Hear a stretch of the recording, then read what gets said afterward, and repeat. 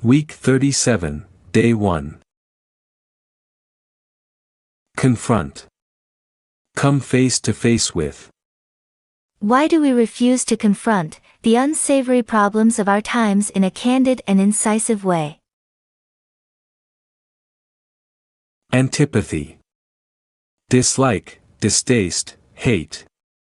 Her antipathy towards men was based on rather nebulous events that she construed to prove that they were all perfidious.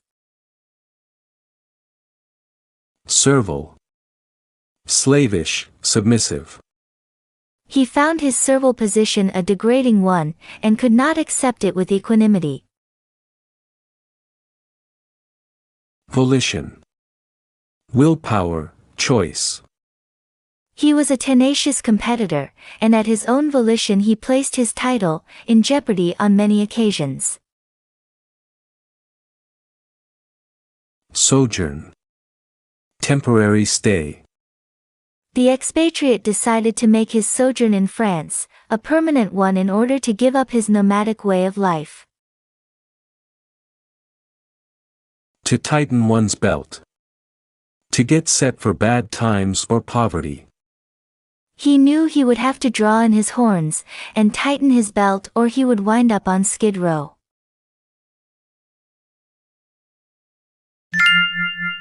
A man of nature. Henry Thoreau attempted to confront the problem and solve the enigma of how one might earn a living, and yet not become an ignominious slave to the task. He viewed the Industrial Revolution with antipathy. Man in a servile role to extraneous possessions was a main target of his writings. He believed that one could attain genuine wealth, not by accumulating objects or money, but through enjoyment and perusal of nature. By his own volition, he gave up friends and comforts for a 2-year sojourn by himself, at Walden Pond. What others might judge as penury, was seen by Thoreau as the epitome of wealth. Week 37, Day 2. Austere. Simple, unadorned, hard. Far from being ostentatious, she was considered the acme of fashion, because of her austere manner of dress. Felicitous. Happy. On that felicitous occasion, the amount of money he spent was irrelevant. Halcyon. Peaceful, calm. During the turbulent days of the war, they wished for the halcyon days of earlier times. Tenable. Supportable, defendable. When he found his sinecure was no longer tenable, he felt it a propitious time to resign. Superfluous. Excessive, surplus. Because he was an itinerant worker, he had to disdain carrying superfluous equipment. Off the beaten track. Not usual, out of the ordinary. Because his ideas were always off the beaten track, he lived under a sword of Damocles on his job.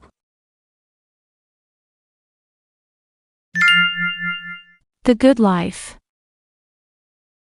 Thoreau's book about the austere but happy life at Walden Pond propagated his fame around the world. He built a small hut and began living an ascetic existence. He found it to be a felicitous experience. In this idyllic setting, he was able to spend his time reading, studying nature, writing, and thinking. Far from being indolent, he kept busy in many ways. At the end of the experiment, he recalled the halcyon days with pleasure. He believed he had learned the secret of the truly happy life. The only tenable way of life is one in harmony with nature. Material possessions are superfluous.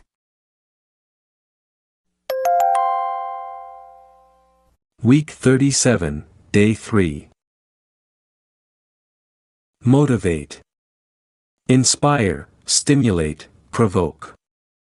Complacent people are difficult to motivate to altruistic actions. Rationalize. Use or give a reason other than the real one. It is pathetic the way some citizens rationalize their apathy during election years. Therapy. Healing or curing process. In order to complete the therapy, the doctor said a trip to a warm, dry climate was mandatory. Nascent. Beginning to exist or develop. His beard was in its nascent state, it would soon be a hirsute masterpiece. Iconoclast. Image breaker, attacker of beliefs. The iconoclast was in favor of jettisoning one of the traditions that had become an intrinsic part of his life. A square peg in a round hole. An able man in the wrong job. It was a bitter pill to swallow when they had to fire him, because he was a square peg in a round hole. The Mind's Secrets.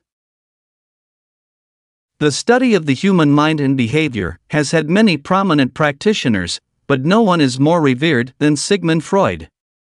An Austrian physician, he is said to be the father of psychoanalysis. He taught that man has a subconscious mind, in which he keeps repugnant memories that come to the surface surreptitiously and motivate behavior. Man often tries to rationalize his actions when, in reality, they are really the result of suppressed memories coming to the surface. Freud's approach to the disturbed person was to attempt therapy by examining the dreams that make cognizant what the cause of the illness might be. Only with the airing of deleterious, buried emotions can the person move from the nascent stage to that of full health. Freud was considered an iconoclast in the field of psychology when his ideas first appeared at the beginning of the 20th century.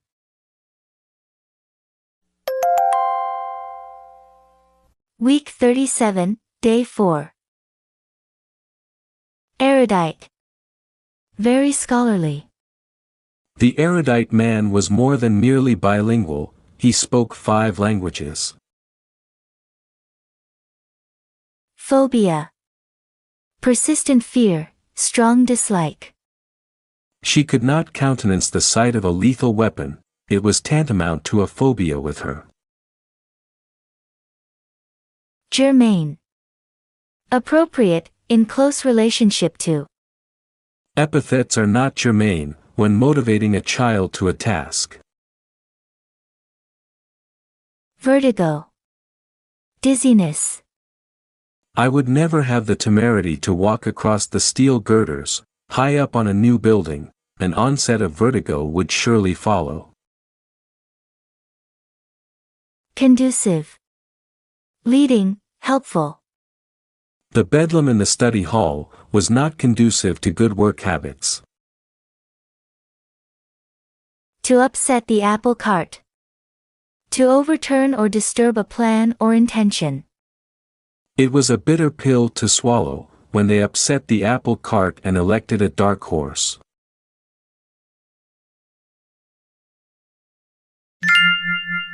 Amateur psychologists. The ideas of Freudian psychology have become part of our everyday life. Our language is replete with clichés that have their origin in Freud's writings. There is a surfeit of amateur psychologists who, with celerity, analyze an individual's problems from the slightest evidence. Despite their dubious education and training in this field, they discuss symptoms and cures on a most erudite fashion. Should a person express a fear of heights, this phobia is examined, events from childhood are considered germane to the problem. Is it possible he or she was dropped as an infant? Perhaps something in a dream is pertinent to explain the feelings of vertigo that accompany height. For some reason, non-trained people find the Freudian approach to the workings of the human mind most conducive to their practicing as amateur psychologists. Week 38, Day 1. Glib. Smooth of speech. The charlatan was able to wheedle money out of the naive audience, with a glib talk on the medicine that would expunge pain. Homogeneous. Same or uniform. While they started out as individuals, they became a homogeneous group whom he could motivate as he willed. Malleable. Capable of being shaped or formed. He ingratiated himself into their confidence, and the malleable crowd was shaped into a subjugated mass. Legerdemain. Sleight of hand, deceptive adroitness. They were engrossed as an ill man was cured before their eyes. Some of the more urbane said it was legerdemain. Trend. General direction. They could not follow the trend of his ideas, but his verbal dexterity galvanized the gullible listeners. By hook or by crook. Any way at all, at any cost. He had bought the white elephant without rhyme or reason, now he had to get rid of it by hook or by crook. The enigma of fashion. Of all the pressures young people face, the most pernicious is that of fashion. By this is meant the current vogue in dress. The teenagers, who are so glib when they speak of individuality, are turned into a homogeneous mass by the latest craze in fashion. How can youngsters who vehemently resist advice from the older generation become so malleable in the hands of those who make fashion? Perhaps the sudden shifts in fashion occur fortuitously. Or is there some group who, through legerdemain, switches styles and customs on us right before our eyes? Today's teenagers seem to be quite gullible when it comes to embracing the latest trend in fashions. But then, they have their elders as sage examples to follow. Week 38, Day 2. Stagnant. Motionless, dull, inactive. The iconoclast has the propensity for reproaching those who feel complacent with leading a stagnant existence. Fatal. Deadly, disastrous. To the consternation of the distraught parents, they learned their son was accused of using the lethal weapon on that fatal occasion. Passé. Outmoded, old-fashioned. We wish for halcyon days when the warlike solutions will have become passé. Procrastinate. Delay, put off. We all tend to procrastinate when faced with an unsavory task. Facet. One side or view of person or situation. Edna recalled with nostalgia many facets of her school days. To get up on the wrong side of the bed. To be in a bad mood. When his mother raised Cain about his slovenly room, he accused her of getting up on the wrong side of the bed.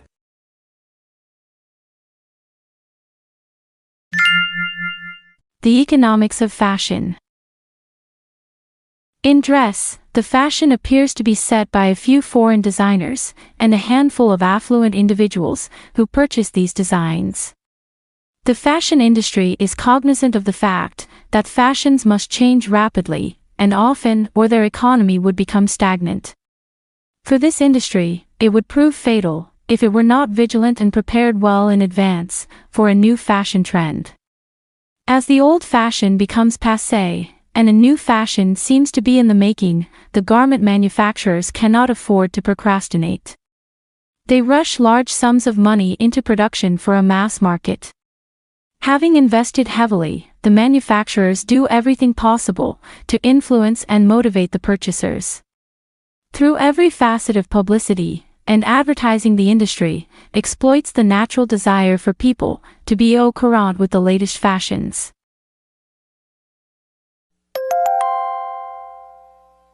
Week 38, Day 3. Foist. Pass off slyly, pass as genuine. They are dubious of such an artist and accuse him of trying to foist as a work of art a rudimentary exercise. Stigmatize. To mark with a disgrace. It was an asinine thing to do, to stigmatize his opponent as a bigot, and thus exacerbate an already bitter campaign. Capitulate. Surrender, make terms. Despite tenacious resistance, they were ousted from the strongpoint, and had to capitulate to the enemy. Audacity. Boldness, daring.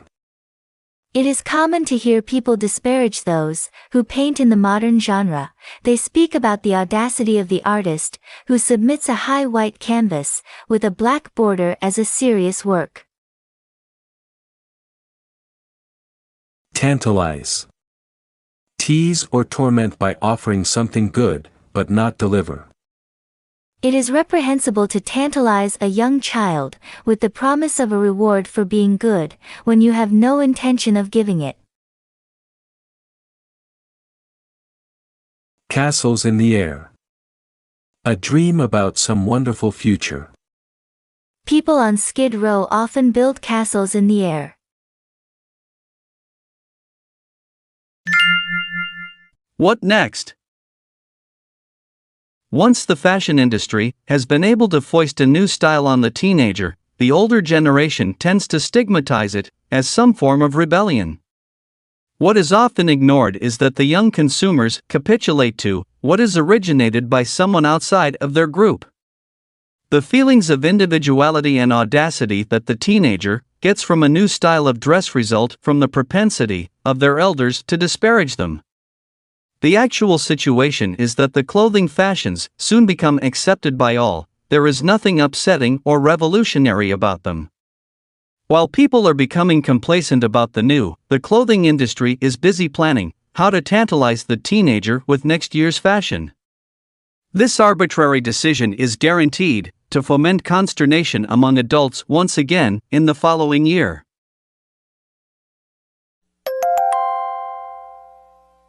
Week 38, Day 4.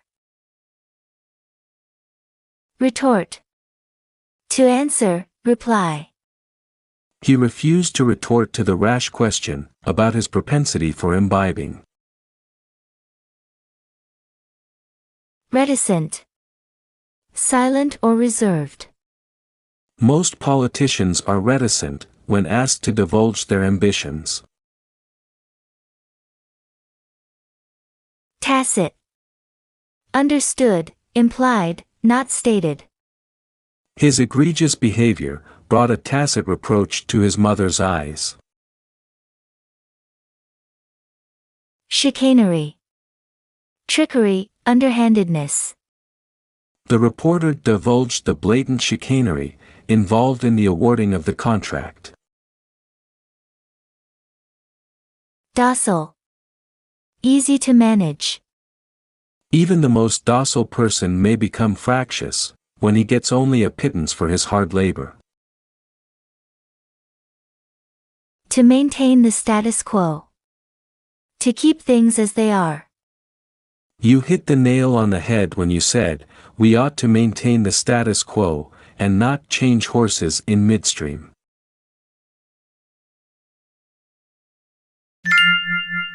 Something for everyone.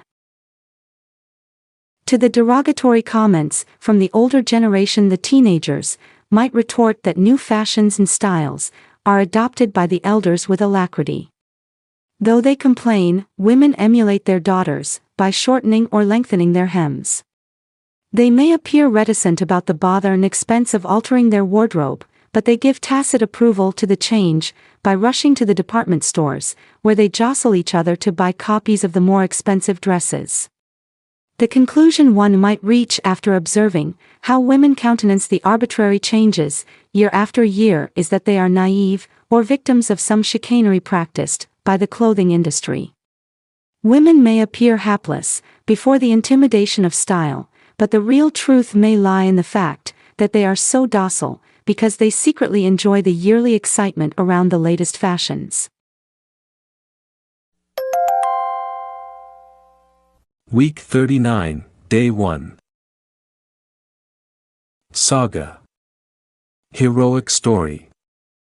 The saga of a lone man, confronting the turbulent oceans in a small boat, is an exploit we find laudable. Belated. Late, delayed. The ingrate refused to accept Cindy's belated gift. Decrepit. Broken down, worn out. When released from incarceration, he was gaunt and decrepit. Imperturbable. Calm, steady, serene. The speaker remained imperturbable, while his audience shouted caustic comments about his mendacious activities. Vacillate. Hesitate, fluctuate. We are all familiar with the cliché that he who vacillates is lost. A sacred cow. A person or thing that cannot be criticized. I decided to throw down the gauntlet by exposing the boss's son, who had been ruling the roost, as the sacred cow of the business.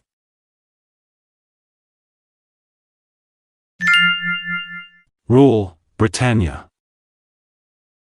An unforgettable saga of World War II has to do with the small French coastal town of Dunkirk. There, in 1940, thousands of British troops made a belated escape from the awesome power of the German Army and Air Force. They were removed by an array of private boats, from huge yachts to decrepit fishing boats. At their own volition, the skippers came close to the shore, while German planes bombed implacably. They remained imperturbable under heavy fire. When their vessels were loaded, they dashed back to England. Once unloaded, they did not vacillate, but returned with equanimity to their vigil, in the danger zone. The British proved once again that they are paragons of comradeship in times of jeopardy. Week 39, Day 2. Staunch. Strong, trusty, firm. She is such a staunch friend, my reprehensible actions do not cause a schism between us. Opprobrium. Scorn, insult. The coach heaped opprobrium upon the fledgling ball player. Machiavellian. Governed by opportunity, not principled. We are ready to rationalize Machiavellian activities, on the part of our side, if they are to the detriment of our adversary. Unconscionable. Without conscience, unreasonable. It was unconscionable to Abraham Lincoln to keep a book he had borrowed, without making tenacious efforts to return it. Pandemonium. Disorder, uproar. There was pandemonium, as the presidential nominee entered the convention site. Through thick and thin. In spite of all sorts of difficulties. He decided to stick with his fairweather friends through thick and thin.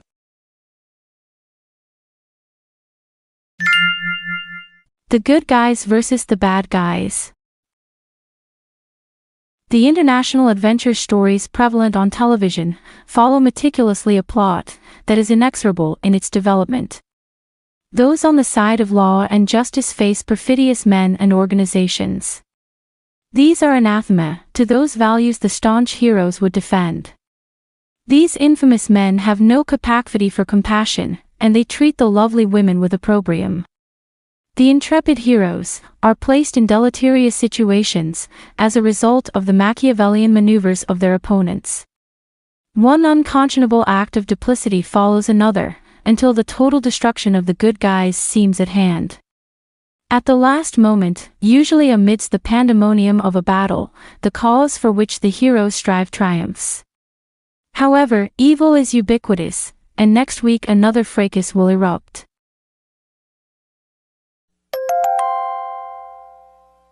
Week 39, Day 3. Flay. Strip off skin, scold harshly. He castigated his opponents and went to great lengths to flay them with accusations of megalomania. Demeanor. Conduct, bearing. His demeanor was atypical, usually phlegmatic. He was belligerent and garrulous during the broadcast. Delineation. Sketch, description in words. Then he gave an incisive delineation of his fulsome opponents as an antiquated group, complacent about the noisome conditions in a moribund city. Vindicate. Absolve, justify. The mayor tried to vindicate his actions that had been called capricious and irrational by critics. Heinous. Hatefully evil. The most heinous thing I have done, he said in a stentorian voice, is eradicate the untruth that my party is not compatible with progress. To take by storm. To make a fast impression. The new opera star took the critics by storm and carried the day. A famous mutiny. One of the most repugnant names in popular legend is that of Captain William Bligh. He was the captain of the HMS Bounty in 1789, and the mutiny that erupted aboard that ship was the basis for a film in which Charles Laughton portrayed Bligh as an awesome bully and an unmitigated villain. He would flay both the body and the spirit of anyone who crossed him. The crew developed such an aversion to Bligh's mortifying actions and demeanor that, led by Fletcher Christian, they set the captain and 17 shipmates off in a lifeboat in the South Pacific. The ship continued to the Pitcairn Islands, where the crew remained to live with the islanders. Laughton's delineation of Bligh remains as the image we have of him. Only recently has any attempt been made to vindicate Captain Bligh and to remove the heinous reputation that permeates history.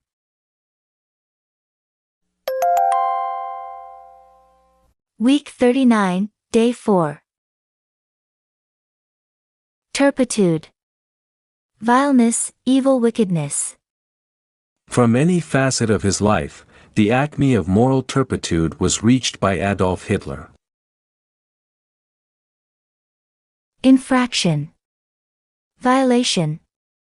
We do not condone or tolerate an infraction, of even the most trivial kind.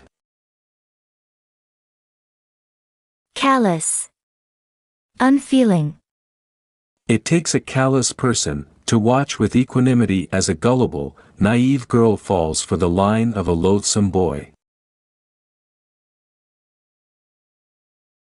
Redress. To right a wrong, remedy.